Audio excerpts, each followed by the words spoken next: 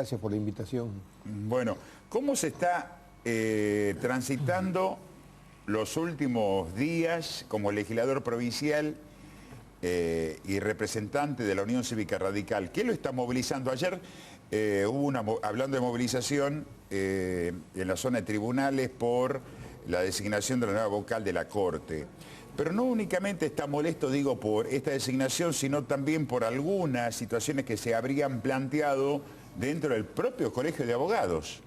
Bueno, en realidad los últimos días, este último tiempo como legislador, viendo lamentablemente cómo se consolida en Tucumán un poder antirrepublicano, un poder que ha borrado los principios republicanos de división de poderes, con una legislatura que prácticamente actúa en consonancia con lo que exclusivamente necesita el Poder Ejecutivo de la provincia. Y tuvimos dos casos de sesiones urgentes, motivadas una en la designación del doctor Leiva como miembro de la Corte Suprema de Justicia, sin ninguna necesidad de hacerla en forma inmediata, porque la Corte podía funcionar perfectamente, y ahora con la designación de la doctora Eleonora Rodríguez Campos. Y también, lamentablemente, sin estudiar a fondo los pergaminos de cada uno de ellos. El primero, una persona que no reunía ningún requisito académico para el cargo, sin embargo fue elegido en el máximo órgano de administración de justicia y que debe ser el que dé la imagen de una justicia independiente de la provincia de Tucumán. Y la doctora Rodríguez Campos, no solamente por las objeciones que hicimos desde el punto de vista objetivo, de incumplimiento, en nuestra opinión, de lo normado por el artículo 117 de la Constitución de la provincia, que son 15 años en el ejercicio de la profesión, sino porque además es parte del riñón político del poder, sobrina de Pirincho Jiménez, que es el que maneja a discreción la justicia en la provincia de Tucumán, que es el que diseñó desde la época de Alperovich, con la eliminación del primer Consejo Asesor de la Magistratura, una justicia penal donde pusieron todos los amigos para que no se investigue absolutamente nada en Tucumán, sobre todo esencialmente los hechos de corrupción, y así tenemos que menos del 0,5% de los casos de corrupción llegaron a juicio. Bueno, esa persona que hace 15 años que está en el Ejecutivo, que fue funcionaria, que fue interventora del IPACIN, subfiscal de Estado, actual fiscal de Estado, es la nueva integrante de la Corte que se ha convertido prácticamente en una unidad básica porque está integrada en su mayoría por hombres que pertenecen históricamente al peronismo de la provincia de Tucumán. Y obviamente que eso tampoco da la sensación de que sea una justicia independiente, sino más bien una justicia complaciente con el poder político. De hecho, en Tucumán no se investiga absolutamente nada. El caso de la valija de hace poco tiempo, donde con un fallo casualmente de un sobrino político también de Jiménez, se decidió sobreseer a las personas que estaban denunciadas en esta causa, donde han desaparecido de la legislatura de Tucumán 615 millones de pesos en el año 2015, cuando la administraba Mansur casualmente, una cifra aproximada a los 63 millones de dólares que nadie sabe a dónde fueron a parar. Hace pocos días se archivó la causa del Fondo Soja, donde estaba denunciado el ex gobernador de la provincia, Alperovich, y para decirlo de alguna manera, siguen los éxitos en materia judicial en la provincia de Tucumán. Y lamentablemente en el acto que hicimos ayer había muy pocos abogados presentes, nadie perteneciente prácticamente a la condición actual del Colegio de Abogados de la provincia, y no hubo un pronunciamiento oficial tampoco del colegio, lamentablemente. Hubo un debate que lo que era el oficialismo del colegio perdió en esa votación, pero no hubo un pronunciamiento en un tema tan delicado como es la conducción del Poder Judicial en la provincia de Tucumán, y que hace esencialmente, reitero, a la división de poderes y a la independencia del Poder Judicial. Doctor, su posición, digo, su explicación ante la sociedad en este medio o en otro, ¿lo hace el espíritu que usted entiende es republicano, o también hay un cierto enojo de lo que está pasando también en el tema electoral? Porque frente a las posiciones que se tiene de la oposición sobre los distintos temas que pasaron, especialmente por el orden judicial, el revés es cada vez más amplio a favor del oficialismo en las elecciones. Yo no utilizaría jamás un tema de tremenda magnitud como el que hace a la esencia del sistema republicano por un enojo con el pronunciamiento del pueblo. El pueblo se pronuncia, el pueblo decide, el pueblo se expresa, el pueblo opina y los dirigentes políticos tienen en primer lugar que aceptar una decisión. Puede no compartirla, pero la debe aceptar. Y si no la comparte, tiene que tratar de convencer a la sociedad en otro momento de que lo que se propone es mejor, porque esas son las reglas de juego de la democracia. Entonces, es decir, yo no subalternizo una situación tan grave y tan esencial como es las reglas de juego del sistema democrático, por una circunstancia, porque, digamos, hemos perdido tantas veces que deberíamos vivir enojados con la sociedad y eso obviamente que no corresponde al espíritu democrático.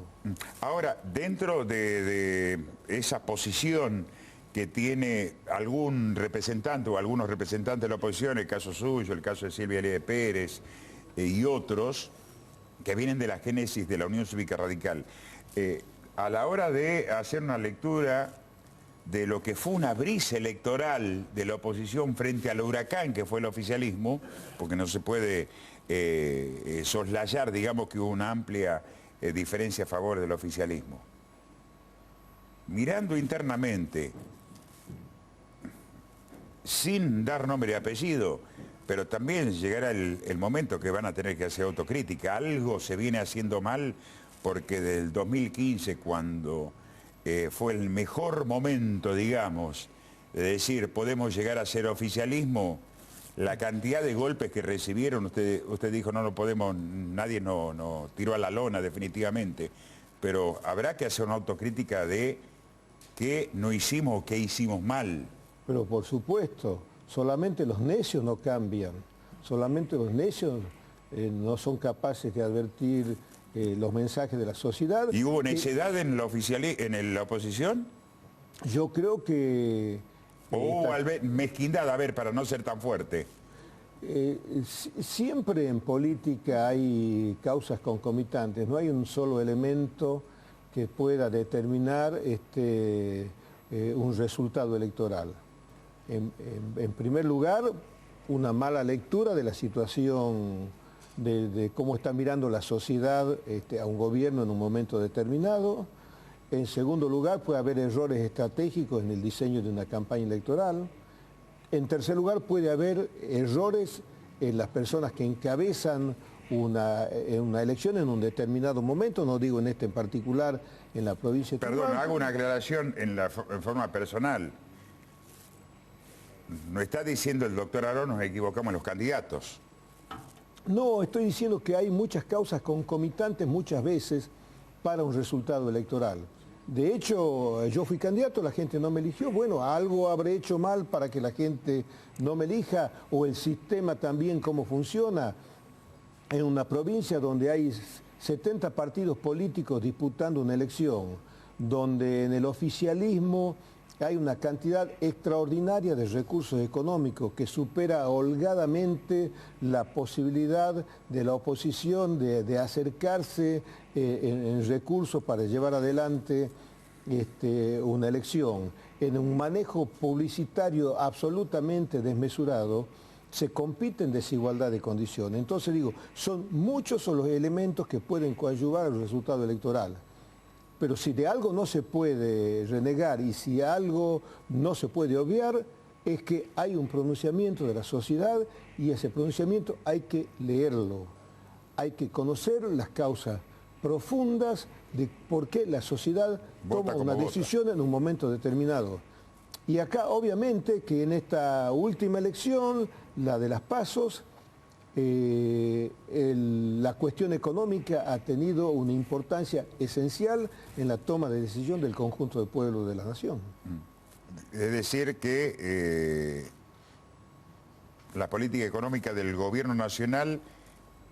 que impactó fuertemente en los ingresos y en la calidad de vida de la gente, tuvo como respuesta un resultado electoral de la magnitud que tenemos. ¿Qué va a ser después de octubre? Bueno, en principio voy a seguir haciendo política desde el lugar en que junto con los amigos decidamos, siempre en la Unión Cívica Radical. Que van a tener que comenzar por ahí, ¿no? Por supuesto que hay que comenzar. Porque siempre se ha dicho, la Unión Cívica Radical debe ser uno de los partidos, no quiero herir a nadie, pero siempre se dijo el más democrático de todos los partidos, porque si había lugar para dos se presentaban 5 listas. Y resulta que ese partido está intervenido. Así es, está intervenido. Esperamos que en marzo del año que viene ya se produzca la normalización de la Unión Cívica Radical, se tendrá que llamar a elecciones internas, habrá o no habrá internas, es una decisión que deberán tomar los correligionarios. Creo que las internas van a oxigenar el partido definitivamente y que el radicalismo vuelva a tener voz en la provincia de Tucumán. Hace muchos años que como partido no tenemos voz.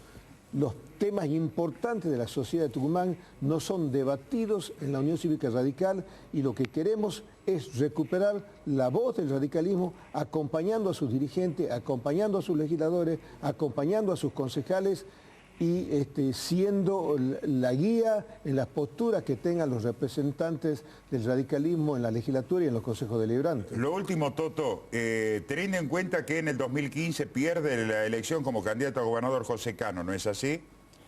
Después va como candidato a diputado nacional en la intermedia 2017. 2019 Silvia Elías Pérez. Sin hacer juzgamiento de valor de las personas a las que estamos haciendo referencia, sino lo que estamos abordando, que la gente se expresó y no se puede cuestionar el voto del ciudadano.